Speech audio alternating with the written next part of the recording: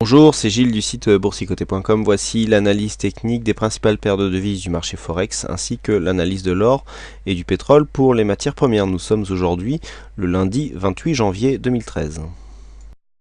Et nous commençons tout de suite avec l'euro-dollar. L'euro-dollar qui veut sortir ici de sa phase de consolidation qui s'était distinguée suite à une cassure ici de la résistance baissière, et bien reste dans une dynamique plutôt haussière d'un point de vue court terme, puisque après avoir cassé ici cette zone, cassé la zone des 1,3404 précédent point haut, et bien est venu tester ici la zone des 34,80. Alors 79,2, bon, on est venu marquer un point haut ici, on est revenu ici en petite consolidation, chercher la zone ici des 1,3419, il n'y a pas eu contact, mais il semblerait que la dynamique la dynamique directe ici très court terme soit en train de repartir à la hausse. Alors on ne s'est pas encore affranchi de cette résistance intermédiaire des 1,3480, mais il semblerait que la dynamique en cours permette ce franchissement. Quoi qu'il en soit, les indicateurs sont encore très mitigés puisque nous sommes encore en phase baissière ici sur le MACD et que le RSI stochastique sont quand même à la limite du surachat. Donc mouvement à surveiller. Le mouvement court terme ici et la dynamique serait bien sûr confirmé sur une cassure ici des 1,3480 avec comme prochain objectif ici les 1,3525 naturellement. Une cassure ici des 1,3404 pour une phase de consolidation plus profonde avec un objectif, donc dernier rempart à 1,3377 viendrait invalider ce signal haussier.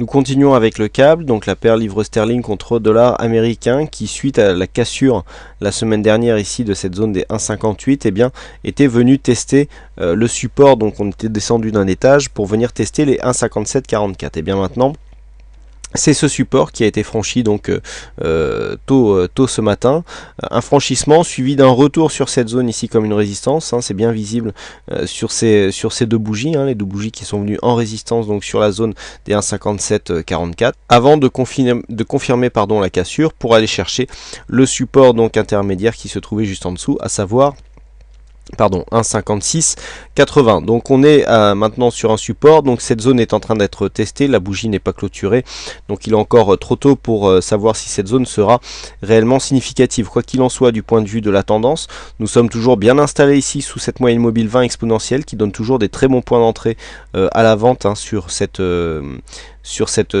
tendance qui finalement a été assez longue, puisqu'on est rentré dans cette tendance ici sur premier contact de la bolle inférieure, et on est bien resté ici sous la moyenne mobile 20 exponentielle avec le premier signal exploitable suite à la cassure ici du dernier point bas sur cette remontée ici sur les 1,6035, et depuis eh bien on est bien descendu. Donc une tendance assez régulière, on le voit même sur une vue un peu plus long terme, eh bien on est ici sur une phase de continuité. On était précédemment sur une tendance haussière. On est venu ici marquer, alors je ne l'ai pas signalé puisqu'il est quand même très irrégulier, un élargissement, c'est pas réellement un biseau d'élargissement, mais on a eu ici des zones qui gagnaient en volatilité. On est resté sur la zone basse de l'élargissement et ensuite on a confirmé par ce mouvement dynamique baissier. Donc pour l'instant mouvement dans la continuité avec un test donc du précédent support. En cas de cassure, nous avons un prochain support qui se situe à 1,5625. La zone d'invalidation est assez haute puisqu'il faudrait maintenant remonter au-dessus des 1,5830. On continue avec le dollar-yen, donc le dollar-yen qui finalement n'est pas sorti de sa précédente tendance haussière dans un range comme je le pressentais, mais on a tout simplement changé de dynamique, on le voit bien ici avec cette phase, cette zone qui, si elle est considérée comme un point haut significatif, eh bien nous donne un troisième point de contact pour définir une résistance de tendance, mais on voit que en traçant la parallèle de cette résistance, eh bien on tombe sur un support avec déjà plusieurs points significatifs. Donc on voit que ce support ici est assez intéressant à travailler. Donc au niveau de la tendance, on est ici sur une phase où sur ce contact, alors pourquoi tracer une résistance sur cette zone? Tout simplement puisque nous avons ici zone de surachat avec un retournement du MACD ici sur cette zone. On le voit bien ici sur ce précédent point de contact ici, phase de retournement, même si là c'est un peu plus flou puisqu'on a vu plusieurs contacts, mais sur le premier contact ici le MACD s'est retourné. C'est personnellement comme ça que je trace mes que je trace mes lignes pour trouver les points significatifs. Donc là on a des points significatifs qui sont relativement bien alignés. La parallèle de cette résistance nous donne des points de contact malgré ici une petite attaque baissière qui semble relativement correcte. Donc nous sommes ici en présence d'un changement de dynamique. On était sur une dynamique un peu plus forte ici sur le dollar yen. À l'approche des 90 yens pour un dollar, on a légèrement réduit la dynamique, mais on est toujours sur une tendance haussière. Donc tendance haussière qui est en train de marquer une petite phase de consolidation.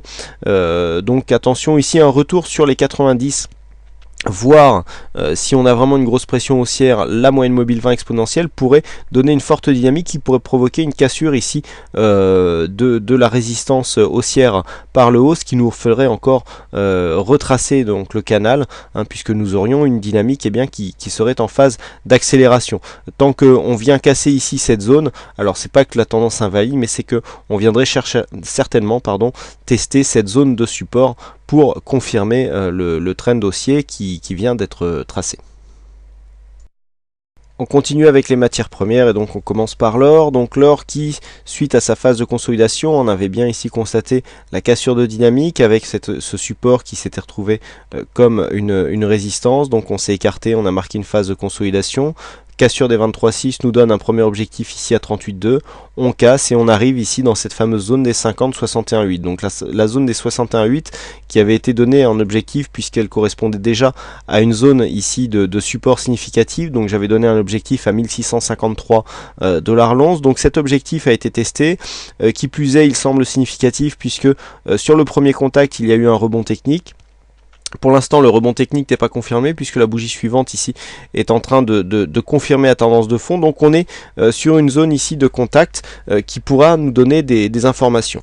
Alors pourquoi des informations sur cette zone? Eh bien tout simplement parce que cette zone ici représente le retracement à ne pas franchir si on veut conserver une chance de rester dans la dynamique haussière qui a été imprimée sur cette zone. Alors il est clair que la zone ici, la dynamique n'était pas très forte. On voit que d'un point de vue moyen long terme, on est quelque part dans une phase quasi en range, on a une tendance légèrement baissière qu'on aurait tendance à commencer à invalider puisque nous avons ici des plus hauts qui sont sensiblement les mêmes. Alors le fait de revenir ici sur une dynamique et de repartir tester le 61,8, si l'on teste ici, eh bien on pourrait confirmer une évolution en range avec un test donc des plus bas sur 1640 et surtout 1628 $ l'once. Donc pour l'instant il est encore un peu trop tôt pour le dire. Il y a ici un rebond technique à observer. On a des indicateurs survendus qui sont doublés ici par un retournement du MACD, donc un rebond technique ici a toutes les chances de se produire. Ce rebond technique pourrait nous emmener, s'il avait une portée limitée ici sur une zone des 1664, voire la moyenne mobile 20 exponentielle qui converge elle aussi vers cette zone. Et donc tant que l'on reste ici sous 1664-65, eh bien nous sommes dans une continuité baissière puisque nous avons ici cette zone précédemment de support qui pourrait se transformer en résistance. Le fait de revenir ici et de casser cette zone, eh bien aurait tendance à affaiblir la dynamique baissière donc dans cette unité de temps 4 heures. Donc 1665 ici $ l'once à surveiller en cas de rebond technique, et puis en cas de cassure à la baisse donc des 1653, eh bien on aurait toutes les chances de revenir sur une zone 1640-1628 $ l'once. Et enfin on termine avec le WTI, donc le WTI qui reste dans son évolution horizontale, on avait défini une zone 95-97 $ le baril, donc on est ici autour de quasiment de la ligne d'équilibre, puisqu'on a franchi à la hausse et à la baisse les 96 $ le baril aujourd'hui. Pas grand chose de plus à dire, on a une baisse de la volatilité, on a des indicateurs qui sont très neutres, donc bon, une évolution en range qui correspond en fait à une position d'attente. On a pourtant des mouvements assez dynamiques en intraday, on a eu un beau mouvement cet après-midi sur le WTI, notamment au moment des stats, mais bon, dans l'ensemble ça reste quand même de l'horizontal. Vous voyez, on est vraiment autour de cette moyenne mobile 20 exponentielle qui est horizontale, ce qui dénote totalement le manque de tendance sur cette phase. Donc en attente d'une sortie, une cassure des 95 ici à la baisse ou 97 $ le baril, eh bien nous donnerait certainement la prochaine direction à suivre.